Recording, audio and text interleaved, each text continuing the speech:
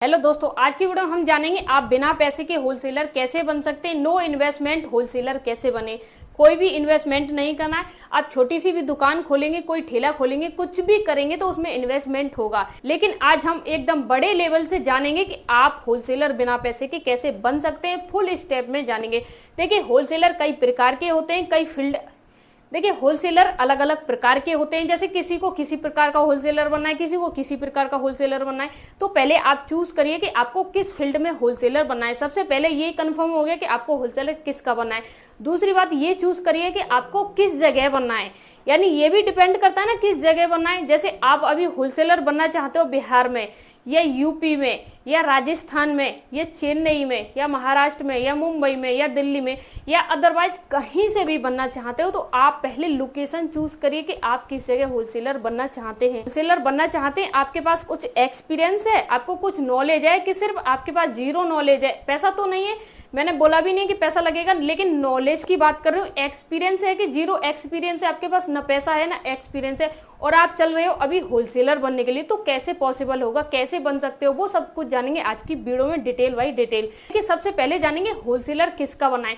तो आप चूज करिए कि आपको होलसेलर किसका बनाए। देखिए, आपको अभी एग्जाम्पल से समझा रही हूँ, वो समझा रही हूँ आपको ज्वेलरी के एग्जाम्पल से। जरूरी नहीं है कि आप ज्वेलरी का ही होलसेलर बनिए, किसी और का बन सकते हो, इसी चीज को, इसी प्रक्रिया को फॉलो करके। ऐसा नहीं कि आप ज्वेलरी का ही काम करोगे जब भी इस प्रक्रिया को यूज करो ना। आप किसी भी प्रकार का, किसी भी फील्ड में होलसेलर बन सकते हो, सिर्फ इस स्टेप को फॉलो करके। देखिए, सबसे पहले हम जानेंगे होलसेलर बनने के लिए क्या क्या चीजें जरूरी हैं। तो सबसे पहले जरूरी है दोस्तों, ना पैसा जरूरी है ना कुछ और जरूरी है। पहले जरूरी है एक्सपीरियंस, दूसरा जरूरी है ट्रेंडिंग। यानी एक्सपीरियंस और ट्रेंडिंग दोनों चीजें आपने कवर कर ली तो होलसेलर आप बन सकते हो, आपके पास पूंजी हो या ना हो। लेकिन आपके पास तो ना एक्सपीरियंस है, ना नॉलेज है, ना ट्रेंडिंग है, कुछ भी नहीं है। आपको होलसेलर बनना है दोस्तों, किसका बनना है? ज्वेलरी का। और ज्वेलरी का होलसेलर बनने के लिए सबसे पहले आपको ये पता करना होगा सबसे सस्ती ज्वेलरी मिलती कहाँ है। सस्ती ज्वेलरी आपको कहाँ मिलेगी, किस जगह मिलेगी, किस लोकेशन पे मिलेगी, और जो आपको ज्वेलरी मिलेगी वो सबसे सस्ती होगी, ये कैसे आप पता करोगे? आज तक आपने कभी ज्वेलरी खरीदी नहीं है, आप कैसे पता करोगे ये जो मुझे ज्वेलरी दे रहा है ये नई है पुरानी है? आप कैसे इस कंफ्यूजन को दूर करोगे? तो देखिए, सबसे पहले आपको जाना है दिल्ली रुई की मंडी में। मैंने आपसे कहा है ना, जीरो पैसा से आपको होलसेलर बनना है, तो मैं आपसे जो बता रही हूँ बस वही ध्यान से सुनना है। आपको जाना है दिल्ली रुई मंडी में, यानी दिल्ली की रुई की मंडी सदर बाजार में पड़ेगी। पहले आपको जाना है दिल्ली, उसके बाद जाना है सदर बाजार, और उसके बाद जाना है रुई की मंडी में। ध्यान से सुनिए एक एक बात को। सदर बाजार बहुत बड़ा है, वहां पे आपको बहुत सारी चीजें देखने को मिलेंगी, लेकिन आपको मेन पॉइंट जाना है आपको रुई की मंडी में, जहां आप ज्वेलरी का होलसेल बिजनेस देखोगे और होलसेल मार्केट देखोगे। वहां पे आपको एक से एक बेहतरीन होलसेल मार्केट मिलेगी। आपने आज तक देखा ही नहीं होगा कि इतनी बड़ी बड़ी होलसेल मार्केट हो सकती है। देखिए, एक इंसान निकल सकता है, इतनी बड़ी गली होती है, लेकिन उसमें जब आप दुकान देखोगे छोटी सी गली में पूरा गोदाम लिख रहा। तो देखिए, हम जानेंगे अब आपको होलसेलर बनना है बिना पैसे के, तो क्या करेंगे। अभी आपके पास क्या नहीं है दोस्तों? नॉलेज नहीं है।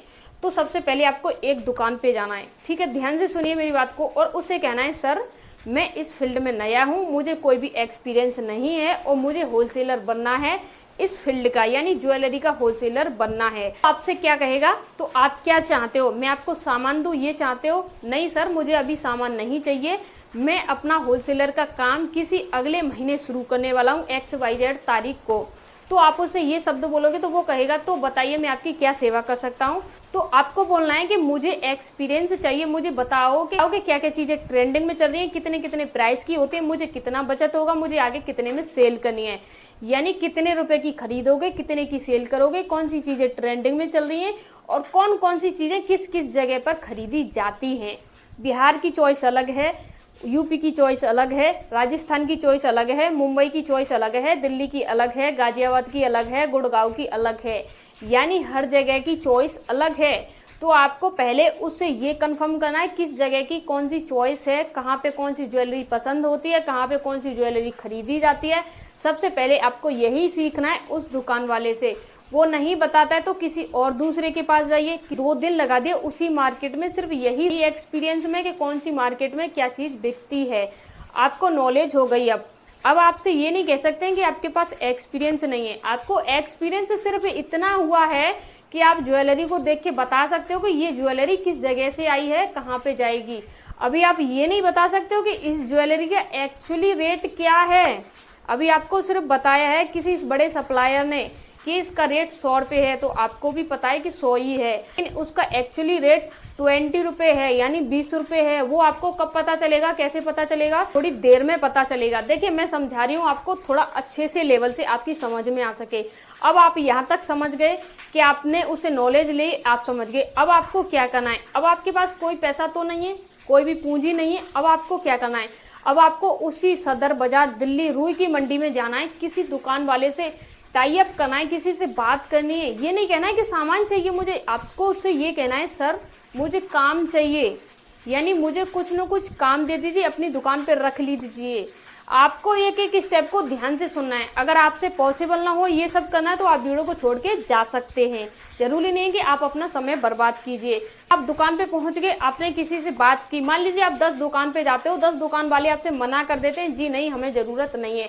क्योंकि हर इंसान ये चाहता है मेरे पास जो भी लड़का आए काम करने के लिए वो एक्सपीरियंस वाला हो, उसे एक्सपीरियंस हो।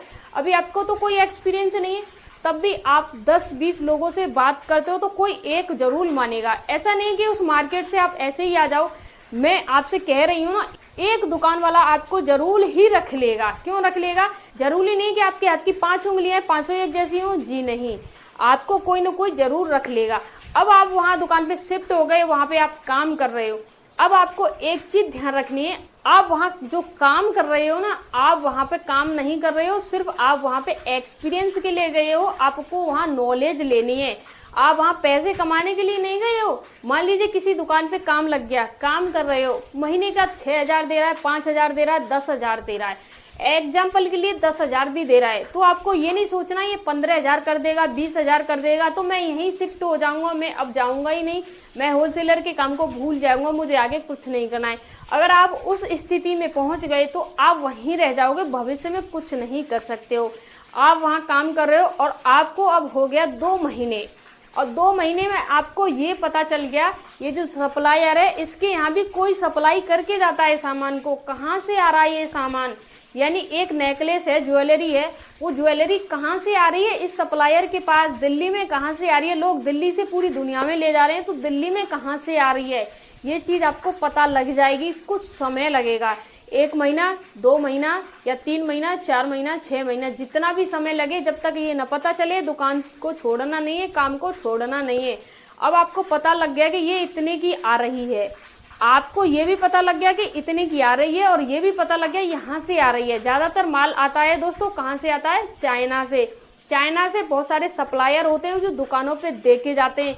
आप उनकी पहचान भी कर लोगे कि कौन सा सप्लायर यहाँ इस दुकान पे सामान देने आता है और कितने रुपए का देने आता है, पेमेंट कैसे करना पड़ता है, और कोई टूट फूट सामान आया तो उसका एक्सचेंज कैसे होता है, ट्रेंडिंग कैसे पहचानते हैं, कौन सा सामान कितने में बेचते हैं, क्या एक्सपीरियंस रहता है, और आप ये भी समझ जाओगे होलसेल का काम कैसे करते हैं। आप काम कर रहे हो एक सप्लायर के पास, वहाँ पे आपके जैसे 100 होलसेलर आते हैं, तो आप जो 100 होलसेलर आ रहे हो उन्हें ही सामान बेच रहे हो, तो आपके पास एक्सपीरियंस बहुत अच्छा हो गया। क्यों हो गया? आपके पास जो आ रहे हैं वो एक बहुत बड़े होलसेलर हैं और आप उन्हें होलसेलर को सामान बेच रहे हो। अभी तक आपका क्या था? आपको होलसेलर बनना था, लेकिन अभी आप क्या कर रहे हो? होलसेलर को ही अपना सामान दे रहे हो। चाहे आप उस दुकान पे काम कर रहे हो, मजदूर हो, लेकिन आपका एक्सपीरियंस क्या है? आपका एक्सपीरियंस है होलसेलर को सामान बेच रहे हो। ये बहुत बड़ी बात होती है अपने आप में, एक होलसेलर को सामान बेचना। देखिए अब आपके पास एक्सपीरियंस फुल हो गया, सामान कहाँ से आता है, कितने का आता है, और ये भी एक्सपीरियंस हो गया कौन सा ट्रेंडिंग में चलता है, किस जगह पे कौन सी चीज़ खरीदी जाती है। अब आपके पास पैसा नहीं है लेकिन सब चीज़ है, A to Z चीज़ है।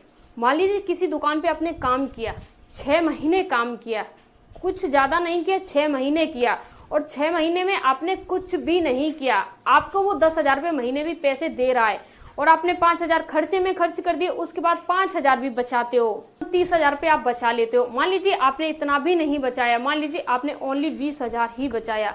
अब आप उस 20,000 से ही अपने बिजनेस को स्टार्ट कर सकते हो। आप जिस दुकान पे काम कर रहे हो उस दुकान पे आपको 6 महीने हो गए, और 6 महीने में वो दुकान वाला आपको समझ गया कि आप कैसे इंसान हो। अब आप उस दुकान वाले से कह सकते हो कि सर मैं अपने यहाँ अपने शहर में अब होलसेल का बिजनेस करना चाहता हूँ और मुझे सामान भी आपकी दुकान से ही चाहिए।